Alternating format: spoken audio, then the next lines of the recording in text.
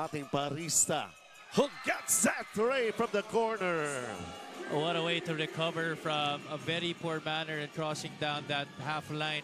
Talking about Diliman College, almost coming up with another turnover was GMC. Then nobody rotating to barista. 7 3-point shots made para rito sa panig ng Diliman. And they have this 9-point advantage, or rather an 11-point advantage.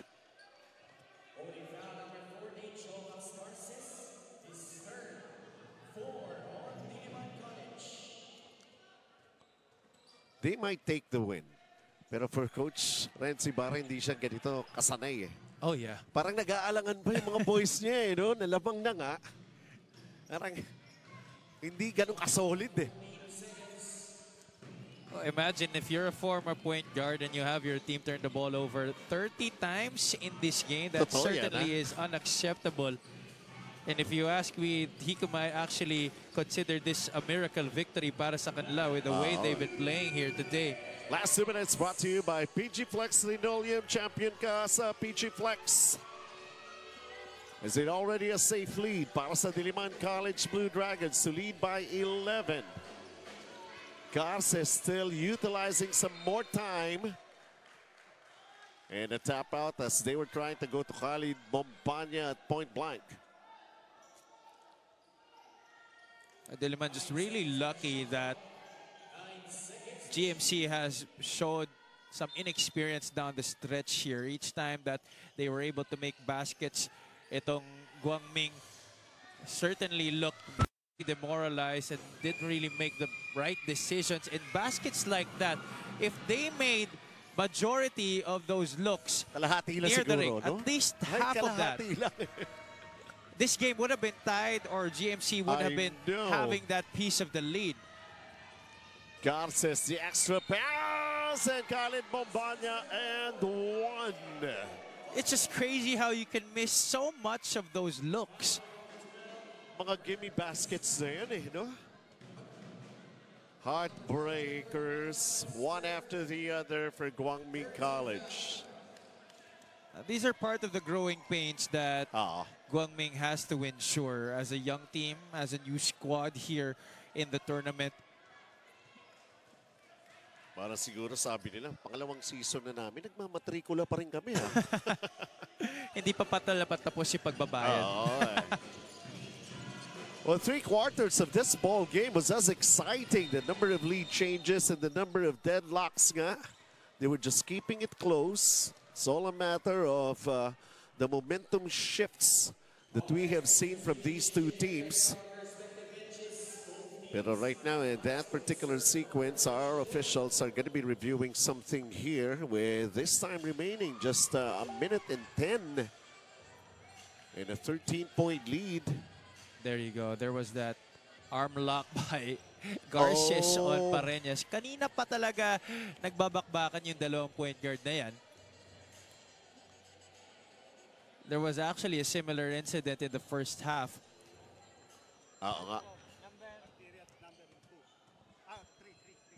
Okay. So it's going to be an unsportsmanlike foul. It's going to be called here. Criteria 3, an unnecessary contact caused by defensive player in order to stop the progress of the offensive team in transition. So Garces committing that unsportsmanlike foul and will add up to his personal foul. Simply put, ano, yung explanation natin doon sa category na yun, you go for the man, not for the ball. Yeah, exactly. Yun lang yan, eh. If it's not a basketball play, talagang tatawagan ka ng unsportsmanlike foul. I mean, they were jockeying for the position, pero no need for the extra motion. Halos sakali na kasi ni Garces. Kaya nga. And that's not what I mean by choking defense. Masyado naman yung ginawang literal eh.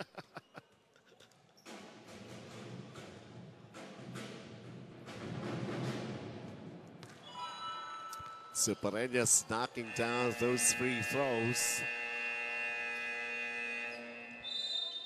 An 11-point lead for Diliman College Blue Dragons. Looking good. Timeout brought to you by PG Flex Linoleum. Alam nila kung ano yung madadatnan nila rito. Competition is higher. Hard work, teamwork. Ito ang aming oras. Now, it's our time to shine. We've been waiting for this. It's our time to shine. It's our time to shine. Champion ka sa PG Flex. Champion ka sa PG Flex.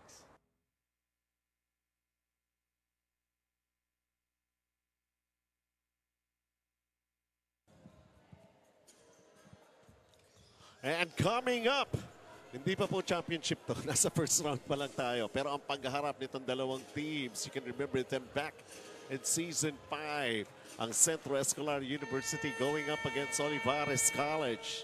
Now, this first game that we've had, we've been given the excitement that we needed dito para sa ating UCAL. And there's more to come, Javi.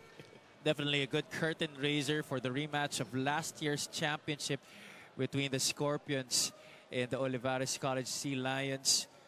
You know, kudos to these two teams for being able to gut it out here in their first match. GMC was right in there, even had a piece of the lead in that second quarter, but that third period really turned things around para sa Diliman College. Big baskets by guys like Axel Tapurco and Parista.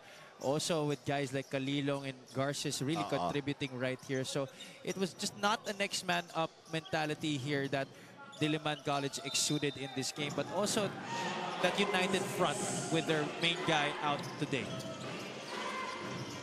You got to settle for what you have. There was that three-pointer para rito sa Guang Ming College, but is there enough time? That's the question here. A foul in the backcourt. Lepardo will be called for it. It's going for the steal off the inbound. At least Guang Ming still not giving up right here. That's what you want to see from your team if you're Coach Paul Ramos. If you're going to be able to establish a culture here, that winning culture that he mentioned during that first game in one of the reports of our courtside reporters. He wanted his team, that no matter what the score is, no matter what the time left on the clock, that they play every possession the right way. And it's all a matter of execution, being consistent about it para sa Guang Ming College. A minute remaining. Look at that trapping defense. They came up with a steal. Can they come up with a basket? Yes, they did. This is still very much possible, Benji. Alam yan ni Coach Renzi Bahar. And that's why kailangan niya tumawag ng timeout dito. And he's looking at these players and also looking at the officials. Is there any contact? We're going to be hanging on. 85-79 here.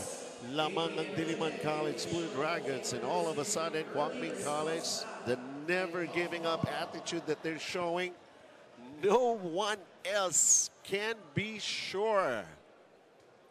Look at that, Pecolera just missing, but what a tip in by Lozada, flying out from the outside all the way into the basket.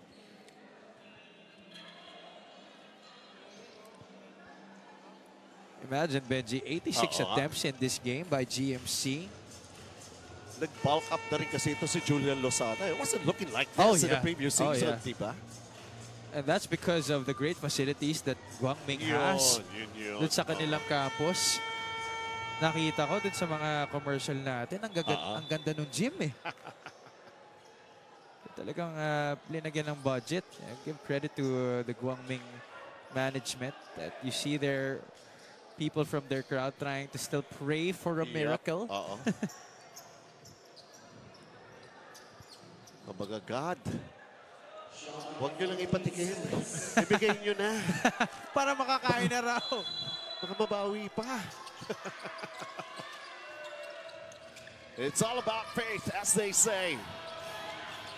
How much do you believe? Ito, Diliman. 5 to shoot.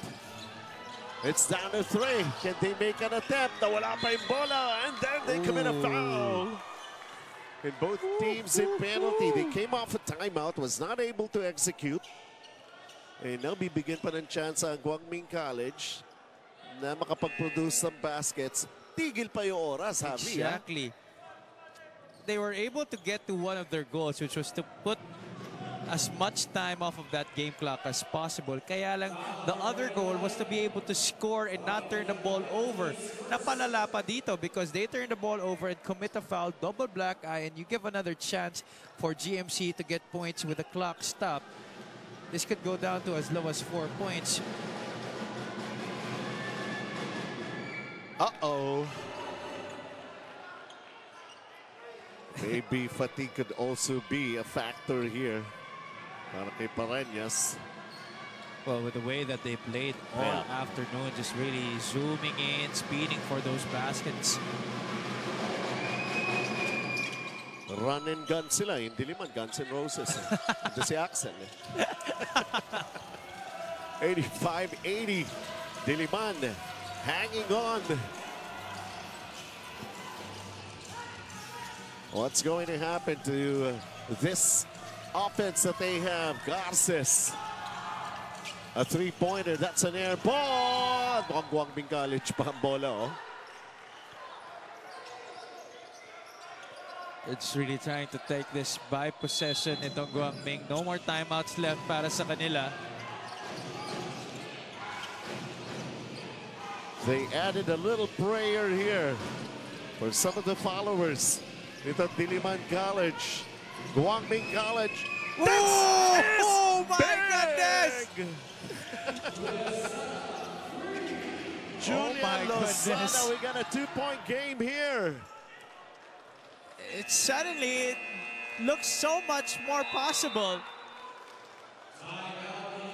Oh my Quintana gosh. Sports 3-point shot of the quarter. And maybe that's going to be big and a game changer. I don't know, with only this time remaining 8.9 seconds. But now the difference is, in this situation, Guang Ming, they did not resort to fouling in the previous possessions of Diliman. Now with 8.9 seconds, they definitely have to play that. Ayan nga eh. Go for the steal first. And then pag hindi mo magawa, well, you have to foul. And quickly at that, Benji, maybe go for the steal first few seconds, make that 1 or 2, and then that's when you go for the foul right away. As much as possible, you don't want to have time off of that game clock because you also don't have timeouts to call on your end. Siguro yung mga nanonood, sabi nyo kanina, okay na, walang Robbie Darang. Ngayon, kailangan rin pala. Hindi, nag-foul out din kasi si Axel, eh, no? Axel Tapurco, top scored actually, somehow, para rito sa panig ng Diliman College, and thought it was going to be easy. It's not. Guang Ming College is not going to give up any chance that they could have here. Now, basically, strategize for these two coaches. One going for defense, one to just handle that basketball. All you have to do here, if you're Diliman, is to inbound that ball safely. You don't even have to dribble anymore. Julian Lozada with a big basket. 8.9 here. They were able to inbound it. And there's that foul. The question is, can you handle yourself shooting free throw? Pareñas has to sacrifice to be fouled out here.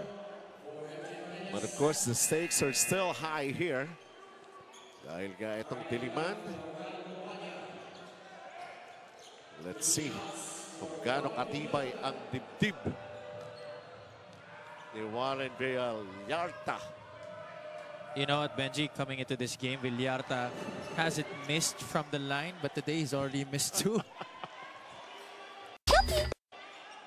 Oh my goodness. 7.6. He makes the second one. It's still a one-possession game. And he missed both. Pwede pa ba? Para rito sa panig ng Guang Ming. A shot from the... Oh! My goodness! Oh my goodness! Guang Ming College now leads. And a win!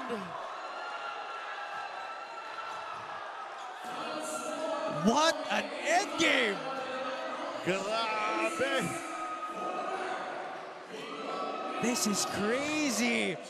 Talk about come from behind victories. This definitely has to be one of the best games of the season. Jero is a hero in this ball game. Knocking that down and coming up with her second win. Diliman College Blue Dragons, they were not so sure until the end game, and look at what happened.